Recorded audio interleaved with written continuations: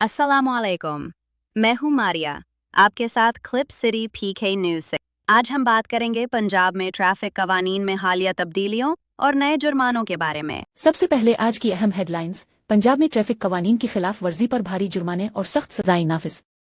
Motor vehicle ordinance 2025 में नई तरामीम के बाद जुर्मानों में इजाफा। आम खिलाफ वर्जियों के लिए जुर्मानों की नई शरह नाफिज की गई है। जेल मुकदमात, लाइसेंस मुअत्तली और गाड़ी जब्त करने जैसे इकदामात भी शामिल हैं।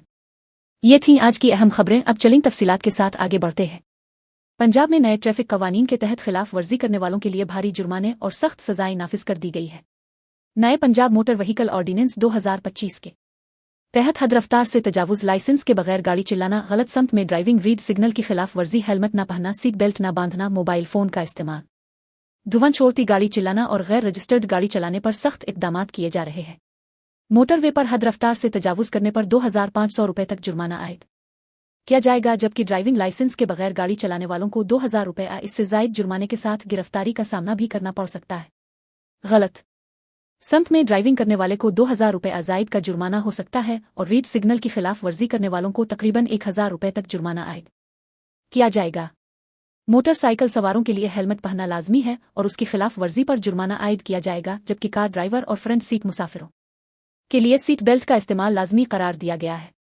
ड्राइविंग के दौरान मोबाइल फोन के इस्तेमाल पर भी जुर्माना आयद किया जाता है और माहौलियाती आलूदगी पैदा करने वाली गाड़ियों के लिए भी पाबंदियां हैं। गैर रजिस्टर्ड गाड़ी चलाने वालों के लिए भारी जुर्माना मुकर्रर किया गया है।